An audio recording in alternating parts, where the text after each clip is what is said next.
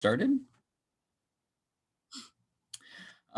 This morning, we are going to be taking some time to hear from our delegates and people who attended annual conference, which was online this year.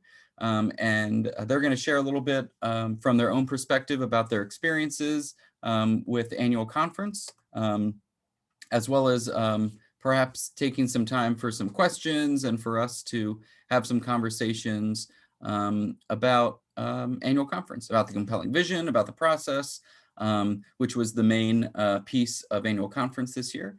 And I am going to turn things over to Pam. Can I turn things over to you to kick us off with, or whoever's going to start? Oh, sorry, Pam, you're still muted. Sorry about that. There we go. We thought what we would do as your three delegates is just to share a little bit how we experienced annual conference. Damon is a seasoned annual conference goer, has been going for many years. Paula, this was her first annual conference, and for me, this was my 20th. And I thought I'd just share a couple of stories about why annual conference, I think it is important, and why it has been inspirational and aspirational to me as a minister. I was brand new to the Brethren in 2000, and that was my first annual conference. And I walked away from there saying, this is my tribe. This is who I am. This is who I aspire to be. And I'm glad to be on the journey with these folks. I have just three quick stories that kind of helped to form that. The first one is about my story about roommates. My first annual conference.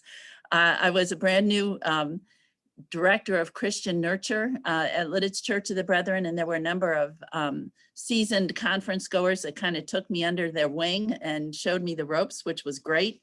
And we decided in an effort to save money, we'd all stay in the same hotel room. So there were about 5 or 6 women, none of whom I knew other than just basic introductions. When I went to sleep, I was in a double bed alone. And when I woke up, I had a new roommate that she joined us in the evening after we had all gone to bed. So it was just this feeling of, being very much at home with one another. It was really a good experience. I went to that annual conference meeting to celebrate what was known as COBASE, and it was a Church of the Brethren Christian ed arm of the church. And it had kind of run its course, and it was being reinvented in other ways with new curriculum. And this was a celebration. And I thought that just impressed upon me how important equipping and doing what we do very well is important to the Brethren. So that was an important thing for me to celebrate what was the sunset of a ministry, but it had been very effective and was being reinvented. And the other story is just a quick one. We were in Kansas City that year, and it was, we were out on the plaza kind of right there at the convention center, and we learned that Al Gore would be coming kind of as a rally for his campaign, presidential campaign. So we kind of watched everything in the course of the afternoon, how it all got set up. And he addressed the crowd, and many of us went to hear him. It was kind of exciting to be up close and personal. And I just thought that I would hang out and wait around a little bit and see if he was going to shake any hands, and he did. And I got to shake his hand. And I remember walking into worship that evening saying, I will never wash my hand again. It was just an exciting thing, to kind of see the essence of who the Brethren are and how we do things. It was just really inspiring. So anyhow, I think I'll turn it over to Paula or to Damon for you to kind of give your lens of annual conference. Damon, I don't see you, so I'll pipe in, and then, because I don't really have as much to share as you and Pam. This was my first annual conference, and Pam just shared about, being in person with people.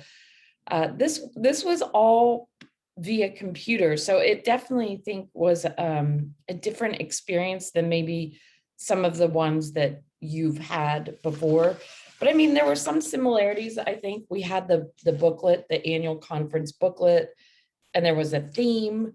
And our own Jim Beckwith, who's on the call, was playing a very important role, and he's happy to jump in and answer questions here. But I mean, I can't imagine what it's like in person because there's so much stuff. And I know Paul and Sandy Brubaker had a session that they did.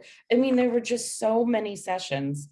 So one of the things I think was cool about this is they left open the sessions, they were recorded.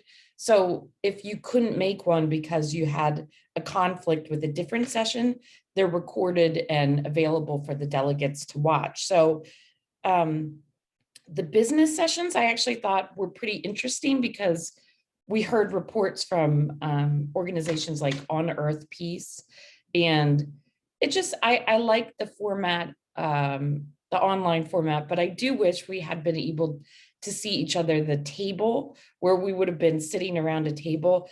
That was hard, but I still got to meet some neat folks, and I had people in my table group from Iowa, Virginia, Pennsylvania, like out in the western part. So it definitely was an interesting experience. And I can imagine if I had been a first-time delegate in person, it would have been a different experience. But I think the conference staff did a tremendous job. The technology was really good. And I loved all the different worship experiences. And I think we can credit a lot of that to Josh, because he was in charge of, I forget what he was, worship director, music director. And there was just a wide variety of music. And one of my favorites was some interpretive dance from these young women out in the field. It was just beautiful with singing. So that's kind of my takeaway as a personal experience, is first time virtual, but I thought they did a good job. So I'm going to kick it over to Damon, who has been to many more than both of us, Pam. So yeah. Damon. Well, I don't know if I've had more. I haven't been to 20. So Pam has me trumped on that. My first one was as I just graduated from Manchester College, and I had a friend, and she was Brethren. And so we just walked into a conference in Indianapolis in the 1970s. And we didn't pay or anything. We just sort of walked in and walked around and came back out. And so that was my first experience being a non-Brethren. And then my BVS orientation in 1982 happened to be at the Wichita Annual Conference. So I got to spend the week there and attend sessions for the first time as a Brethren. And then after went to BVS and seminary, became a pastor, became an ordained minister, and then from 87 pretty much through 95 went to annual conferences. And they were all interesting. One, I guess, of particular interest when Sue and I were pastors in Florida. We were, I guess, worship leaders at one of the conferences at annual conference in 89. And this was only like a year and a half after we became pastors, which is highly unusual, but I think because we were new in the ministry and an urban congregation, and Phil Carlos Archibald was preaching, he sort of got matched up by that kind of thing. But that was always very interesting. So but I haven't been since 1995. And so this was my first one after 26 years. And seeing a lot of faces of people I hadn't seen in over 20 years was somewhat different. It becomes very expensive if you're not a pastor or a delegate to go to conference, and especially things far away. So it was good. I'll leave it at that. Jim, do you want to jump in and just give any of your impressions from your trip out there? You were actually there in person. Yeah, the 3 officers were there. Initially, we were being told that because of COVID, only we 3 and camera crew would be able to be there. But the PNAC members could be in a different office. That's what we were told initially. As it turned out, we didn't need to use masks because we were all vaccinated, and we stayed pretty much to ourselves in that section of the general offices. We at one time talked about showing the general offices so that people could get a better sense. I think the opening of it, Enton did a good job of kind of zooming in and looking around the outside of that huge building. That's a different topic for another day about how difficult it becomes when you have fewer staff because there's less giving to the denomination, and then you don't use the whole building, and then you got to figure out what to do with it. So that's a part of our work at other times during the years to figure things like that out together with the board. We were really pleased, my goodness, and amazed at how well things came together. Now, the first night of standing committee meetings, which were all on Zoom, was pretty glitchy, but we managed because we had a couple extra time pockets later that we could make up for stuff we didn't get done because either I would unmute forgetting I wasn't supposed to and cause feedback or all kinds of stuff. But anyway, we didn't have that with the annual conference because we weren't on through our computers. We were being filmed by a camera crew. And it was the same crew that does at annual conference, but it just felt really different because at annual conference, we look out at the people and we're paying attention to all of that and we feel a part of the gathering. And this time it felt like, you're on TV. And it just gives a whole different aura to it. But it was really good to connect with the denomination. It was really difficult for a lot of people who wanted to say something and it did not provide that arena. And Zoom could have, but Zoom would not have been secure for the elections. And this way we could be very secure that only a person with only their email address could vote. And so that was just really an important part for us. The other thing I just noted right quick is that there's already some talk about how people really appreciated all the benefits of doing the tech side of this. Like you said, Paula.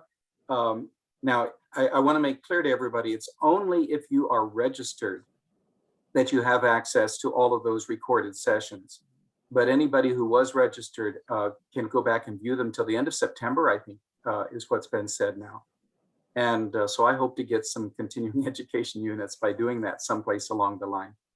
But all of that was wonderful, and people would like to be able to do that again because normally there's more insight sessions and training opportunities you want to go to than you have chance to because they're held at the same time. But my goodness, I don't know how we could ever do hybrid, but we'll have a lot of pressure of people wanting to participate online and people wanting to participate in person. It will cost us probably twice as much to try to do it that way. I don't think people realize how much it costs to invest in all the technology that we had to use. And so anyhow, we'll be wrestling with that when we meet again next month. We start planning for 2022 annual conference in a big way. Hey, Jim. Yeah. I know at the very beginning, somebody said there were 1,100 people registered. How did that compare to a normal year? How many people would be there? That's less than half of what would be in a normal year for the overall total, primarily because we had fewer non-delegates. We really thought non-delegates would be interested in all the training opportunities and continuing education and all that kind of stuff, and the worship, they could access without being registered. But that didn't happen. I mean, we still had a good number. I mean, 1,100 is 1,100. But we had 500 delegates compared to a normal delegate body of about 800.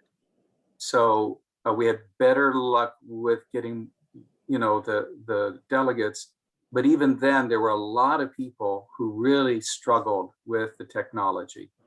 People who just really do not feel up to that. And so some of the complaints are that it was, what's the right word to use? People who are more familiar with technology who were better represented at the conference than those who are less familiar with technology. And yet we had more people there who could not normally come because their congregation could not afford to send them to the whole thing with all the lodging and travel that could afford this way to connect their delegates. So we had a lot more folks. Well, I'd have to look at the statistics, but I think we had more folks from outlying areas who were familiar with technology than would have been able to come in person. So there's pros, there's cons, and it's hard to sort all that out. Jim, just out of curiosity, I know there are some churches that have left the denomination. Did they send delegates or did they choose not to? I know some of them are not officially separated yet. And I'm just curious what that impact that has on the attendance and the governance, really. Yeah, I haven't looked at that list yet. I'm sure we will take a look at that. We do get a list of all the people who are registered. And we rarely do. I mean, that's a huge thing to try to deal with on top of everything else, but I think Sure. we'll take a look at that. Congregations that totally left would not have been eligible for delegates. However, one of the real difficult things that I've said all along about this business about a schism is that it has fractured congregations. Yeah. And so we have representation from those who remain Church of the Brethren in those places. So we'll see some names of congregations that quote unquote left, but the remnant who remain loyal to the Church of the Brethren do get representation at conference. The other thing I had made a note about was, well, two other things. One is that worship, we really felt good about worship. And I will tell you that Dave Sollenberger gave heart and soul and 48 hours a day, putting all of that technology together. And so he's an amazing gift to the church at this point as the moderator-elect, bringing that skill set to us. And then Enton Eller was our key person for getting what the camera crew was recording out to you all. And there were some glitches. There was the first night of worship. I don't know if you watched, but it was a little bit hard getting started with that. And then we got onto a stronger connection, and that helped. But worship, we thought, was particularly strong this year, and that is available for anybody to go back and watch. And it helped us because we could pull people in from places all around the country whose congregations probably could not have afforded to send them to come in and sing in a song for a part of worship and stuff like that. And the last thing I guess I'd say is that our purpose is to equip. Pam said that. That's a key purpose, and we were working really hard at that this year with the special speakers that Paul had access to, and with all of the sessions. And what we heard from some folks was a grumbling that they didn't get a chance to argue. They really would have liked to have had a chance to argue over issues. And we were trying really hard to have, with compelling vision, to be a building up of the church. And just some folks have trouble seeing that as what we were doing. Anyway, that's enough for me. Yeah.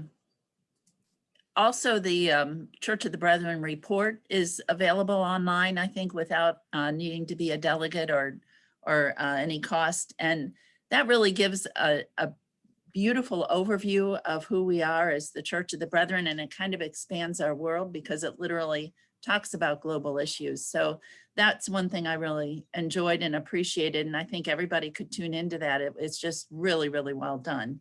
Do we want to share a few of our highlights as far as insight sessions and networking? I think you referred to those briefly, Paula. It was a little hard to sit through all of that screen time and then jump into another insight session when you know, over the lunch hour or something. Sometimes it just felt like a lot of sitting and screen time, but the offerings were just excellent. I know I went to two that are from SCN, were sponsored by SCN, which is the Supportive Communities Network, which we just joined. So it was good to connect with those folks, to hear what's happening in other churches and what Equipping is offering. And I also went to two on Nigeria, which was really incredible. I mean, the horrible things that are happening there, and to have an update on a place that is so near and dear to our hearts. You know, I think it was just several years ago that we collected money for 2 tractors, and we're able to buy those over in Nigeria and help equip people there to be able to earn a living. And times are really tough there now. There was also a fascinating story by Sharon Flatten. She offered a networking or an insight session.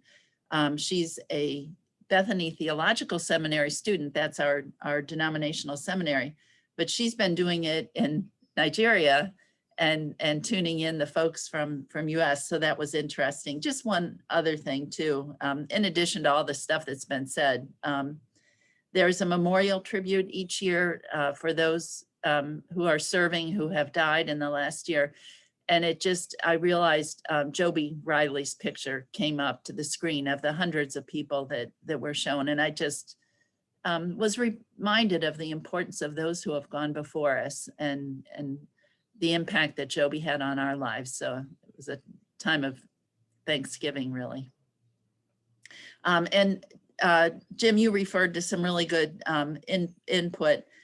Todd Bolsinger from Fuller Theological Seminary gave some really, really interesting teaching on, you know, what do we do in these post-pandemic times? What are we called to as a church? He talked about the church charism. What is our gift of God that we can take from this place and go out into our neighborhood, whether that's here in E-Town or a neighborhood around the world.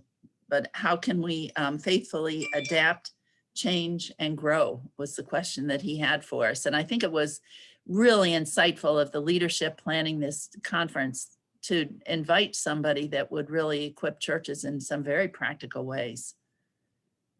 So those were a few of the highlights of the teaching that we got. Damon, do you want to talk about a few of your sessions that you went to? Sure, I just went through the booklet and I actually attended I didn't go to every session. Sometimes like you have video fatigue. You can't just sit here all day. But yeah, I remember ones I focused on some of my personal issues, I guess, that I was interested in, on ecology, climate change, intersection of racism and environment, on earth peace. One interesting one about Africa is that the Global Food Initiative is doing projects in eastern part of Africa. And one of the things they highlighted is sustainable agriculture, that they're teaching they need to keep the plants covered and use mulch on the plants, ground cover. And they would, otherwise everything would dry up. You know, after a rain came, the soil would immediately dry up. But with the ground cover, their plants did fine and flourished, whereas in previous years they would have just died. So that was interesting that there actually was a video of a church member who was saying before, all us people, men in the community, would just fight all the time between each other because poverty was so great.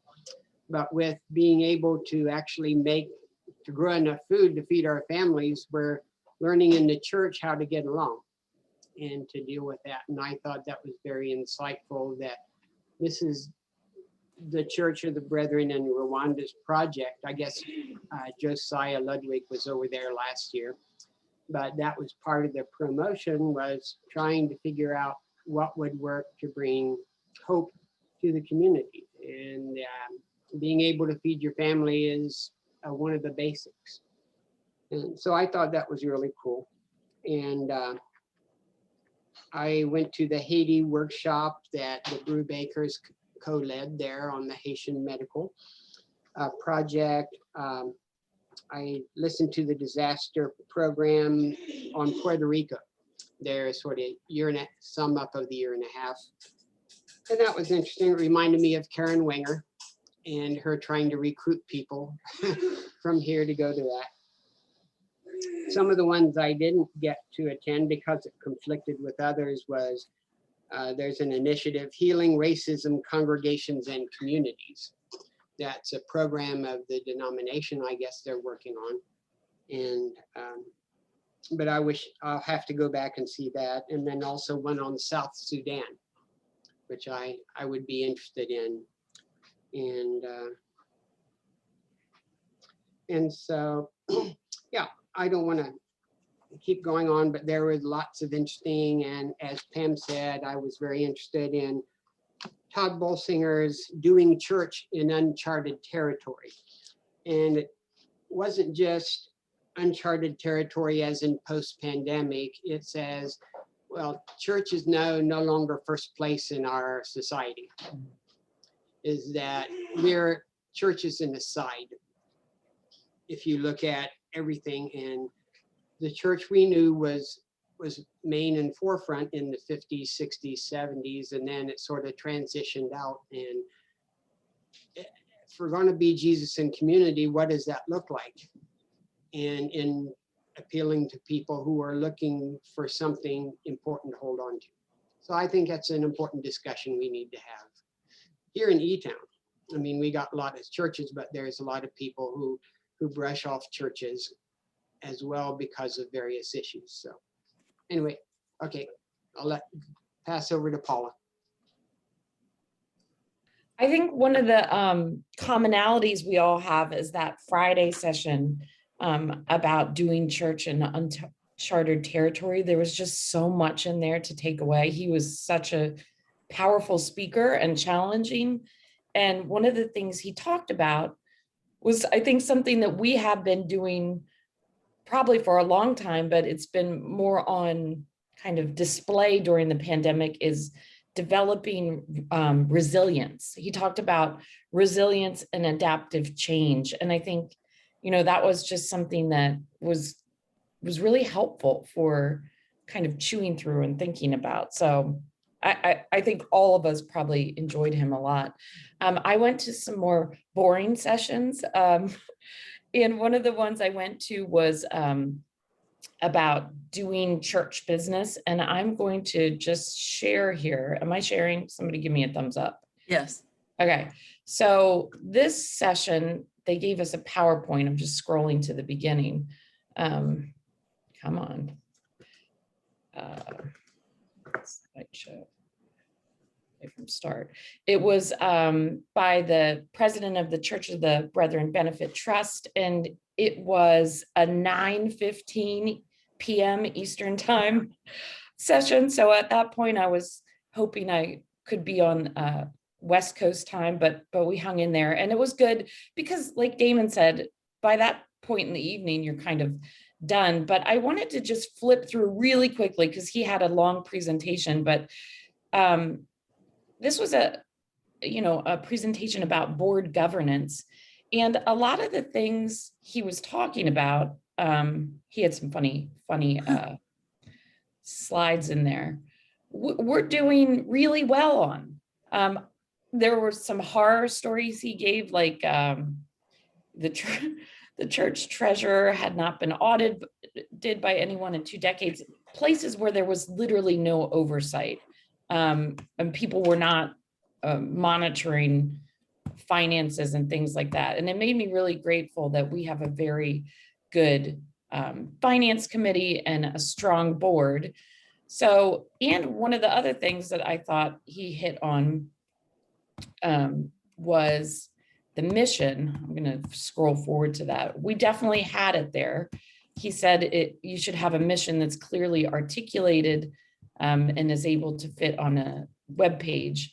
And he gave an example of one of the churches, but I was like, our website is really good.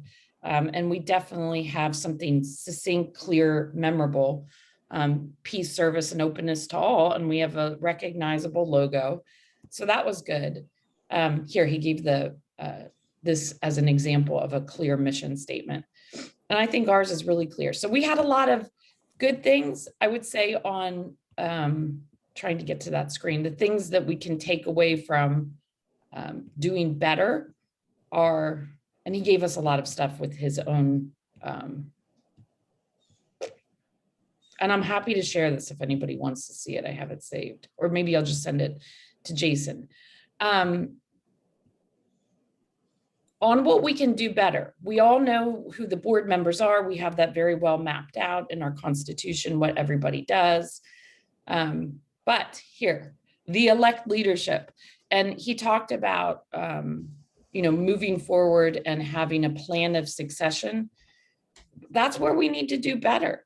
And Anne from Gifts Discernment has a piece coming up in the newsletter about some needs we have for the upcoming slate, and it includes the board chair-elect, which we still haven't filled, and some commission positions. So this was, I think, for me, one of the things that stood out where we have more work to do, and just encouraging people and, tapping people to say, hey, we really think that you could be a great witness chair, or you could be a great whatever. So that for me kind of stood out as something we can do better. But I will say, on the other sessions I attended, we're doing a lot of the things that the equipping session said, here's a healthy church structure. But that's one of the things that the board has been wrestling with since the beginning of the year at our retreat, where we talked about volunteerism. And at the table talks I attended, that was a universal issue for churches, little churches, big churches, rural. Everybody was saying, we're trying to figure out how we can do church without drawing on our volunteer pool, who may be overwhelmed by the stresses of the pandemic, or work, or their aging parents, or whatever, or their children, whatever the issue is. So I think there was a lot of food for thought, and I'll be sharing that presentation with the board. But I think, Jason, Jason's still here. We have a half hour left. So we wanted to make sure we left time for questions, or for other people to pipe in. Paul and Sandy, if you wanted to talk about your session, or if anybody wanted to ask questions. I'm wondering if any of you would be willing to share a little bit about the compelling vision, about the process, or about how that vision was discussed maybe in your own table groups, or how you all personally feel about it, what you think it may, how it may inform some of what we do here at Elizabethtown. This was kind of the big, I guess the only real piece of business for annual conference this year. And I'm just curious how you all responded to that question, or that conversation. I'm looking to read it to people. I Yeah. can't find it. Do you have it handy, Jim? Oh, here it is. Wait, vision statement. Yeah. Yeah. Together, as the Church of the Brethren, we will passionately live and share the radical transformation and holistic peace of Jesus Christ through relationship-based neighborhood engagement. To move us forward, we will develop a culture of calling and equipping disciples who are innovative, adaptable, and fearless. Thank you, Pam. It was, Yeah. I had it highlighted in my book, but of course I couldn't find it. But one of the things I thought was really interesting is this section of our book went through pages. That's a one paragraph statement, but it went through pages of kind of pulling out scriptural support for the different words, like radical transformation. What does that mean and why should we get behind it? And then Jim, when it came to voting, there were 4 categories, right? There was, I support this, kind of like a more lukewarm version. I don't really support it, but I'm willing to set aside my concerns and vote for it. And then the 4th option was, I don't support this at all. Am I I'm paraphrasing, but Yeah, that's correct. The first one was inspired and wholeheartedly, and the second was I affirm, which we didn't take as lukewarm, but some people told us that they did. And then I have reservations, but we'll set them aside, which some people told us afterward. We began to hear that some people thought that that was the only one that was for the good of the body. No, they're all for the good of the body. But anyway, and the last one was it cannot affirm. so of the 4 choices, that I think there were 80 some completely no, and then the other ones carried. So this is now the vision, right, Jim? Yes, there were, let's see, there were 20% that cannot affirm. There was a movement afoot in the church to defeat the compelling vision because of people who felt like it was trying to sweep other issues under the rug that we should be dealing with instead. So it was pretty difficult to understand whether that vote was really against the compelling vision or was against the leadership. And I think is probably the latter. Then there was another 20% that had reservations. So we're talking about 40% that were either reservations or cannot affirm. But nevertheless, 60% who either affirmed or enthusiastically affirmed. And so, the overall, our sense was that 82% said they could affirm, even if some of them had reservations. 82% said they could affirm. So I guess the question, as a newer member of the Church of the Brethren, having not grown up in the Church of the Brethren, what does this mean? I mean, what do we do with, so now the annual conference has passed this vision statement, this 1-paragraph statement. What do we do with that as the Elizabethtown Church of the Brethren? I guess, this is Damon. I guess I see it as that, 4 out of 5, 82% of the people said we should go forward with it. And I think it talks about affirming the idea of being Jesus in the neighborhood. A lot of churches say, yeah, for Jesus, but they don't really want to be involved in their own personal neighborhood, outside their church walls and stuff. And or to do that minimally, but this is calling people to develop a culture of calling, and equipping disciples who are innovative, adaptable, and fearless. And most churches aren't there by any means. They just sort of want to do church as it was when they grew up. And in the changing culture, that's probably not going to happen. That's a church call for demise, just batten down your hatches. If we want to connect with our community, especially young adults who are increasingly no religious preference or spiritual, we have to make a case and talk in their terms and listen.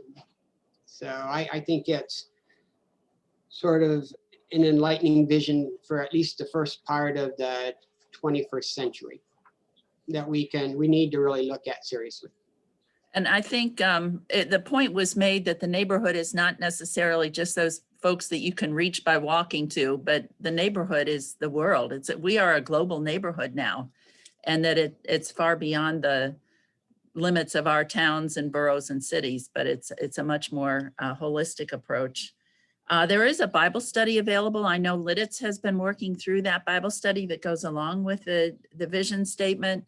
That might be something that we would want to look at. I think, the more we can work with it, the more it kind of can be absorbed into the fabric of who we are. I will also be interested in knowing what the leadership of the denomination, what are the things that will be in place that will help this to carry forward as well. So I think we've got some things we can work with. that Bible study that was developed by the denomination, we had considered doing that a couple months back. It didn't end up happening. And I know that it was kind of developed to kind of lead up to or prepare people to think about the compelling vision statement in anticipation of annual conference. But however, I wonder now that, it's been accepted and passed, I suspect that it would still have a great deal of resonance and relevance for us potentially to consider that Bible study now in light of it actually being the statement, as opposed to in preparation for considering if it would be. And so I think that has some merit for us to maybe think about how we might look at that. Well, and I think the reason it was developed was to give us something to focus on rather than letting our differences define us. What is it that we can all embrace and move ahead on? And we look at that vision statement, and I think it's something very much that E-Town can grab hold of and continue the work of Jesus. I would add, Pam, that I think Elizabethtown does an amazing job of doing this already. Yeah. And we've already, but I think it's also good for us to know our biblical bases for why we are so actively engaged in community ministries. But I don't know. It just seems to me that we need to find ways for us to affirm people doing things different from each other because they're in different communities. I remember a conversation with some of our Latin, Spanish-speaking congregations who struggle with issues that they don't really want people in other communities telling them what to do, because what they're dealing with is undocumented workers in their local communities that they have to find ways to care for, and they sense in the public political arena that could be extremely volatile. So we need to find ways to do that. The denominational board already has with the strategic goals, and that's partly why people were opposed to this, because they thought that the denomination moved ahead prior to us deciding on it. And so their negative vote was against leadership moving ahead in that. One of the key things in the strategic plan is anti-racism as a means of being Jesus in the neighborhood, and that's caused a stir for some folks. Yeah, just to note, I attended one of the sessions by Brethren Revival Fellowship, comments on issues of the day. And yeah, some of their issues, they had questions about why we went ahead with compelling vision, and it didn't include some of their concerns. And basically I listened, I didn't say anything, but there were some other hot button issues they wanted to talk about that are concerns at Covenant Brethren.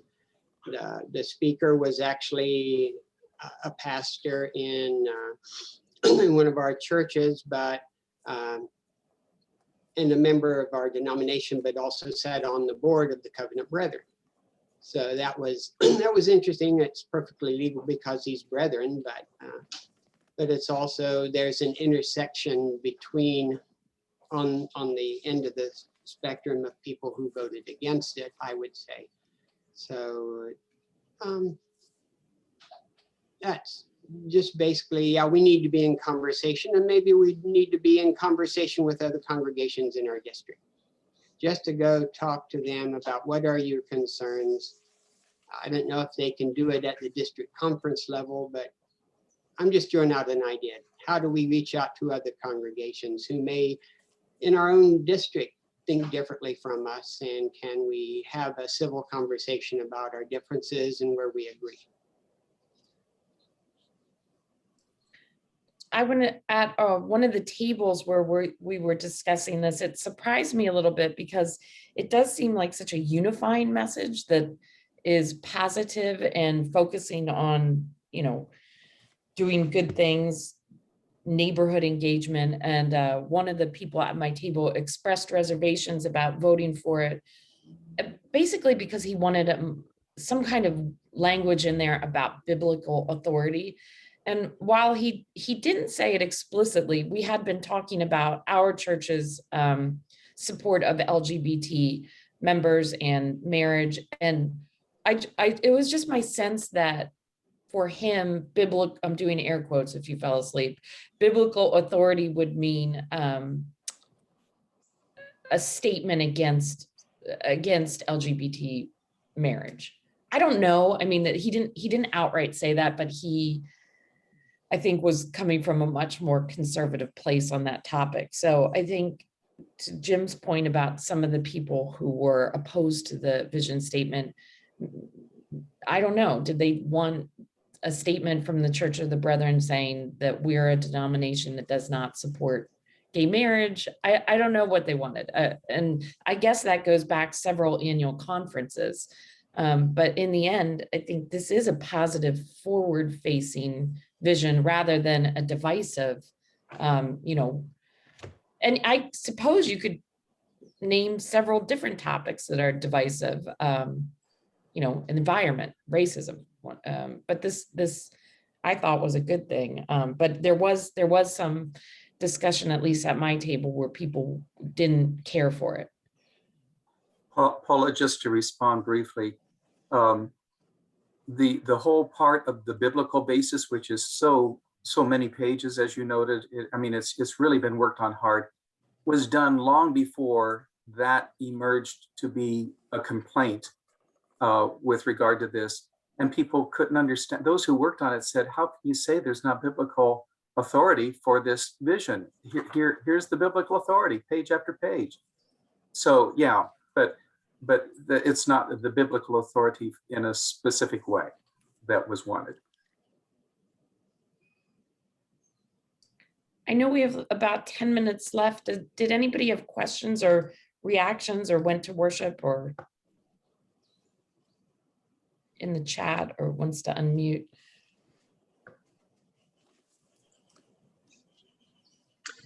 Paula, well, delegates in general, what is the denomination doing next year for follow-up on the compelling vision? That's a great question, Glenn. And I have to admit, I was somewhat not confused, but not sure when we left. So Yeah. Jim Beckwith, I don't know if you can highlight that more. Well, if you heard at the closing worship service the speech that Dave Sollenberger made about the theme for next year, it has to do with embracing one another as Christ has embraced us, saying now that we have a sense of our purpose is to be Jesus in the neighborhood, how about we be Jesus to each other? How about we find ways to really be redemptive and caring in our relationships with one another that have been so hurting over the past decade? But more specifically, I think what we'll hear, Glenn, is that we'll hear major impact from the Mission Ministry Board strategic plan that is launching this denominationally in some bold and new ways. And I think we will have a lot more sharing from congregations. There was some of that this year. There were video clips to show what congregations are already doing to be Jesus in their neighborhoods.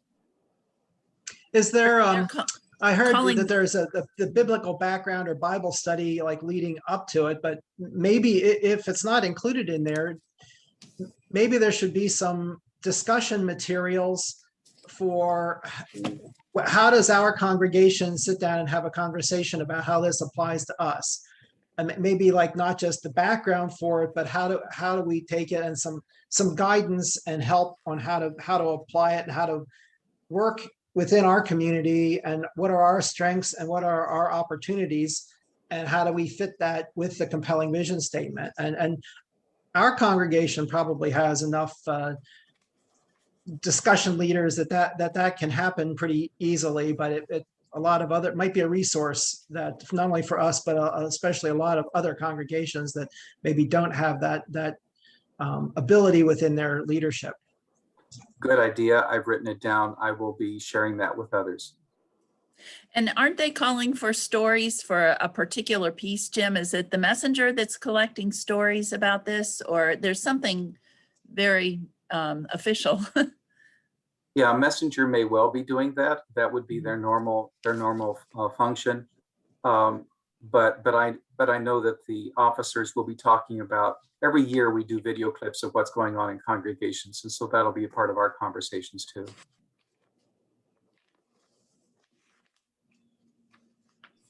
When we were talking about, volunteer or being a good neighbor in the community, I couldn't help but think of the recent free event at church. It wasn't really a church activity, but bringing, whether it's Run for Peace or something like that, where we bring people in, from the community into our space. We had people there who needed clothing. I mean, just clothing and pots and pans, and it was a free yard sale where people, and there was one woman who was Spanish speaking, and I heard her say to her daughter, like, how much is it? And I went over and I said, it's free. And she just had this look on her face where she was so happy, and we ended up laughing. But there's, for our congregation to be a safe place and our parking lot to be the safe, fun place, that, I don't know, that the free yard sale was Deb Santiago's event that she's part of a Facebook group about Buy Nothing. It's called Buy Nothing. So it's both environmentalism and, helping your neighbor combined in one. But I kept thinking about that. So I hope we're able to share more of the things we're doing and do more to help our neighborhood in the spirit of this. So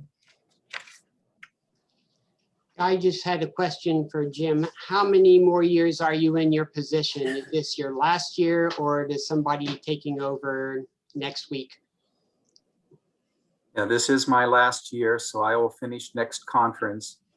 And it's good to be finishing after 10 years. It's time for someone else to move on the scenes.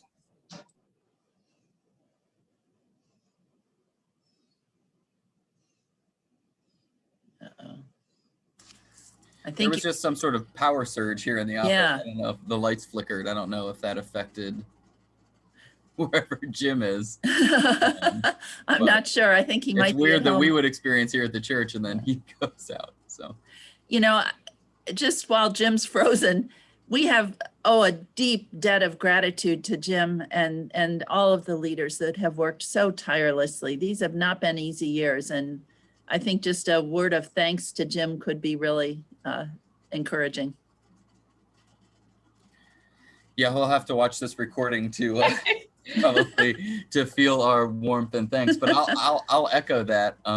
He's in a very it's hard to even express how difficult it is to be in leadership within a denomination that you get it from every side. And he does. I think it's uniquely difficult being within Elizabethtown Church of the Brethren, and the assumptions that some people make about this congregation and his role in leadership. But he has always done such an amazing job being able to compartmentalize things in different ways. I just got a text from Jim that says lost electricity, no internet. So Jim, we're sorry. Maybe you'll watch this and you'll see our outpouring of love for you. But We can do it in person too now, Jason. That's true. That's true. I guess. Yeah. Yeah. hey, before we go, Brew Bakers, did you want to say anything about your session? Yeah, well, thanks for that opportunity, and we won't take long, but we basically went over the Haiti Medical Project and what it does, what it is, how it came into being. But I think the most effective part of the whole thing was at the end. And one of the amazing things about Zoom is you can talk to people all over the world without any time loss or anything. And there was 3 people at Croix-de-Bouquet in Haiti, here in the leadership of the Haiti Medical Project. And they were watching in, and one was Bill Dorchange, and he made the statement at the end that he is so thankful that he has the position that he has because he gets a salary from the Haiti Medical Project on a regular basis. And things are such a mess in Haiti right now with the social upset, the political upset, COVID. and COVID, that he gets this salary and he is supporting 10 families with food and support from the salary that he is getting. And I just thought that was quite a witness. I mean, talking about being Jesus in your neighborhood, that was it. And it was a good session, and thank you for giving us a chance to at least say something about it. Thank you. I think those are the stories that need to be told because they are inspirational to all of us. Yeah. Yeah. Yeah, that's what we supported with our chicken barbecue.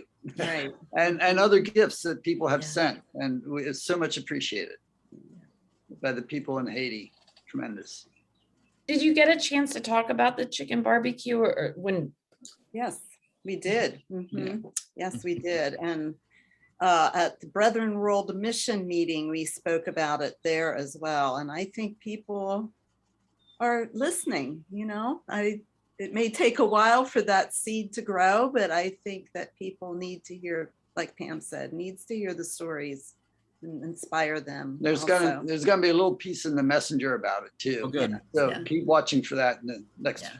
few. And thanks to you guys for making it all happen because it takes Wow. people that take the initiative and run with it to really, to make I those. appreciate your interest. Yeah, That's thanks for sure. everybody in the congregation. Yeah, very And the much so. community.